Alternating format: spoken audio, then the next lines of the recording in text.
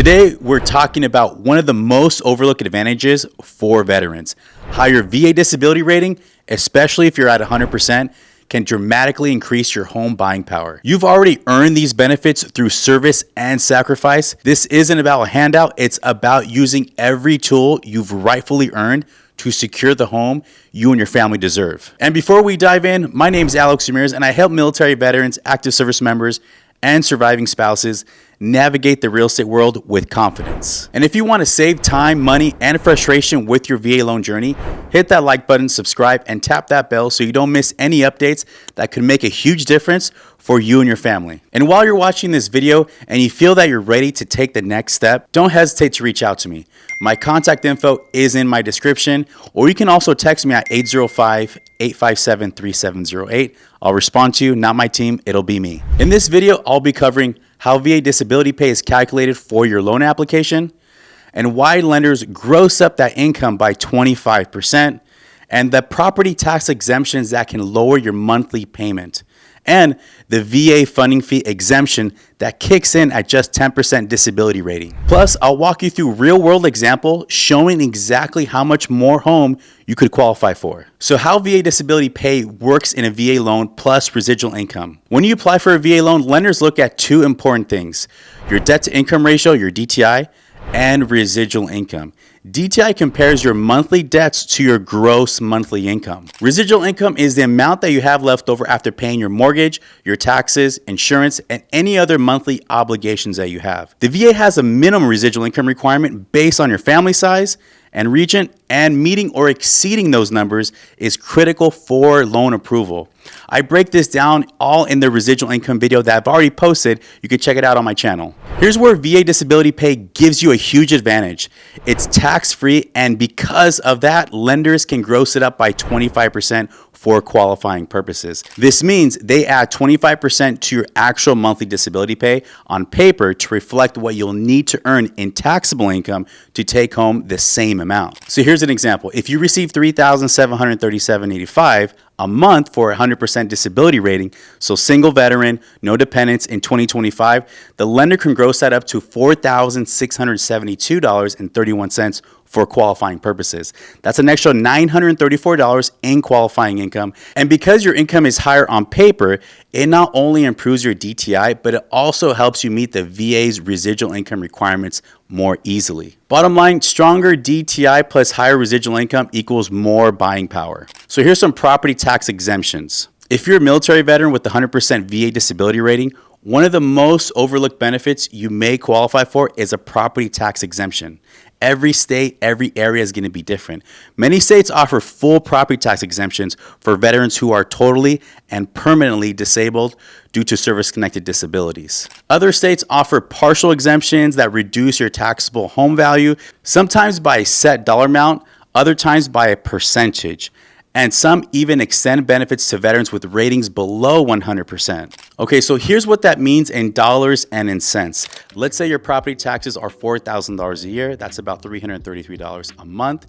If your state offers a full exemption, that entire $4,000 is wiped out clean. That's $333 that you can either save, invest, or put it towards higher price home while keeping the same monthly budget. Even a partial exemption makes a big difference. If your taxes are cut in half, that's still $166 a month saved. Over a 30-year mortgage, that's nearly $60,000 in total savings. Why states offer this benefit?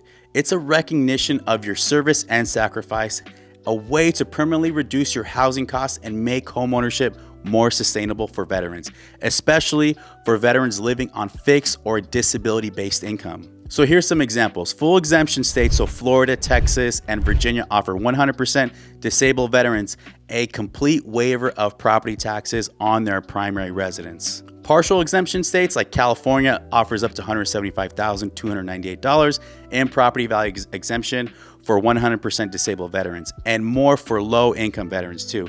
Other states use sliding scales based on your rating, income, or possibly both. And how this impacts loan approval. When lenders calculate your debt to income ratio and residual income, property taxes are counted as part of your housing expense. So if you have no property taxes, your housing cost is automatically lower, which means you can qualify for a larger loan without raising your monthly payment. Here's another example in action. So without an exemption, let's say your mortgage is $2,000 a month, your taxes are $333, insurance of $100. So that's $2,433 a month housing payment.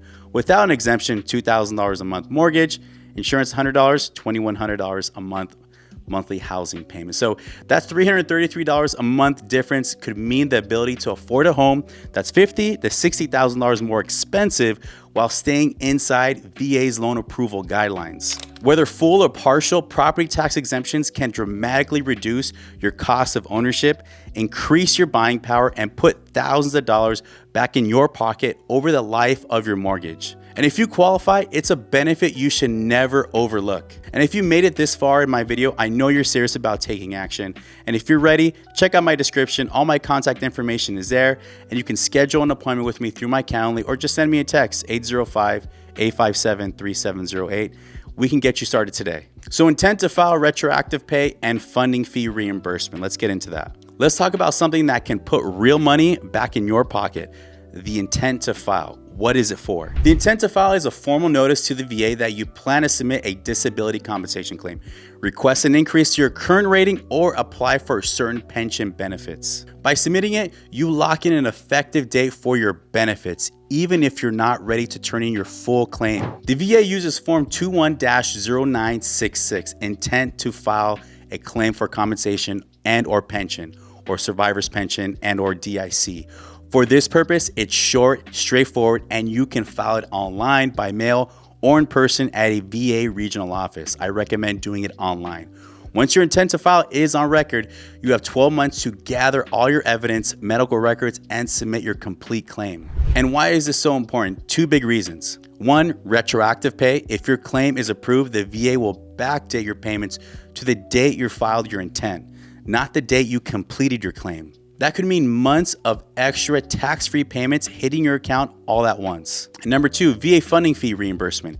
Here's where it ties directly into buying a home. If you purchase a home using a VA loan before your disability claim is finalized, and you've already submitted your VA Form 21-0966, you may qualify to have your VA funding fee refunded after closing once your disability rating is officially confirmed. And that refund is sent as a lump sum directly back to you as a direct deposit after the VA updates their rating. So bottom line, even if you're not ready to submit all of your paperwork today, filing the Form 21-0966 now protects your benefit start date, ensures you get every penny retroactive pay you've earned, and you could save thousands of dollars even if you buy a home before your rating is officially finalized. So the 10% rule and funding fee exemption. Most veterans using a VA loan pay a funding fee between 1.25% and 3.3% of the loan amount. On a $400,000 home, that's $8,000 to $13,000, so it's quite a bit of money. If you have a 10% or higher disability rating, you don't have to pay that fee. You're exempt. That's thousands of dollars saved up front, money you can keep in your savings or use towards closing costs or moving costs or even buying furniture or upgrades to the house. And by the way, the funding fee is financed, it's not paid out of pocket. So here's a real example, 100% disability buying power. Let's compare two veterans with the same work income. Veteran A, $5,000 a month taxable income, no disability benefits. Veteran B, $5,000 a month taxable income plus $3,737 a month VA disability pay, gross up to $4,672 for qualifying. So for DTI purposes, let's say veteran A qualifies with $5,000 a month, and then veteran B qualifies with $9,672 a month. That's nearly double the qualifying income with zero down, no funding fee, and no property taxes. Veteran B could comfortably qualify for a $650,000 home to up to maybe $700,000 home, while veteran A might top out around $350,000 to $400,000 house, all while keeping the same monthly budget. And here's the kicker, because veteran B's residual income is much higher, the lender sees them as a stronger borrower, which means an even smoother path to loan approval. And why this matters. This isn't about buying the biggest or most expensive house possible. It's about freedom and having options. And for some veterans, that might mean just moving into a safer neighborhood where your family feels more secure. And for others, maybe you're just looking to get a single level home. You don't want to get a 2-story house, maybe easier to navigate through that property. Or maybe you want to get the house that has an extra bedroom for your kids. But here's the thing, using your VA loan benefits and disability income effectively isn't just about what home you can buy. It's also about what you can do with the money that you save. If your VA disability pay helps you lower your monthly mortgage payment through things like property tax exemptions, the VA funding fee exemption, and gross up of tax-free income, that extra cash can go to work for you. Here's a few things you could do with that extra money. You reinvest in the market, building long-term wealth through stocks, mutual funds, or other retirement accounts. You could also pay off high interest debt like credit cards or personal loans, and that frees up even more monthly income. And by doing this can improve your credit and your overall credit stability. And you can create an emergency fund so unexpected expenses don't turn into financial stress. Having this additional VA disability income, it could also help you save for the future, or also help you with home upgrades like a remodeled kitchen, energy efficient windows, or a backyard deck. Not using these VA benefits is like leaving money and opportunity sitting on the table. Every dollar you can free up today is a dollar that you can either grow your future wealth or improve your quality of life right now. And remember, you've already earned these benefits through your service. The real question is, are you getting everything you've earned? And are you making it work for you in the smartest way possible? And here's how lenders view stability of VA disability income. Lenders love VA disability income because it's considered stable and likely to continue. And in most cases, you don't have to prove a set end date, so continuance of this income isn't typically a concern. That means it counts just like, and sometimes even better than, traditional employment income for qualifying purposes. And even if you're not working, VA disability pay alone can be enough to get you approved for a VA loan. And combining VA disability pay with other income sources, this is huge. Your VA disability income can be combined with military retirement pay, a civilian job, Social Security, or even rental income. All of it works together to improve your debt to income ratio and your residual income for qualifying for the loan. And because the disability portion is tax-free and gross up, it stretches even further when compared to taxable income. And here's why the VA loan is different from other mortgages. No other loan program allows you to buy a home with zero down payment, no private mortgage insurance, no VA funding fee if you're 10% or above disabled, flexible credit requirements, and combine those features with your disability benefits, and you have one of the most powerful home financing tools in the country. And here's some action steps for getting pre-approved the right way. Here's your roadmap. So number 1, gather your income documentation, including your VA disability award letter. That will also be on your certificate of eligibility, which your loan officer will pull as well. And 2, look up your state's property tax exemption rules. And 3, work with a lender who understands VA loans. Not every lender is VA loan friendly, by the way. And number 4, get pre-approved so you know your numbers before you begin shopping. And the sooner you start, the sooner you can take advantage of every single benefit you've earned. And before we get to the end of this video, don't forget to like, subscribe, or send this to someone who you think needs to watch this video. And here's what to do next. If you have a disability rating of 10% or more, you do not have to pay the VA funding fee. You are exempt. And if you're at 100%, check your state's property tax exemptions, full or partial, and see how much they could save you every single month on your taxes. And remember, your tax-free VA disability income can be grossed up by 25% to increase your qualifying income. You've served, you've earned it. Now let's make sure those benefits work for you and your family. Be smart, be prepared, and let's get you home.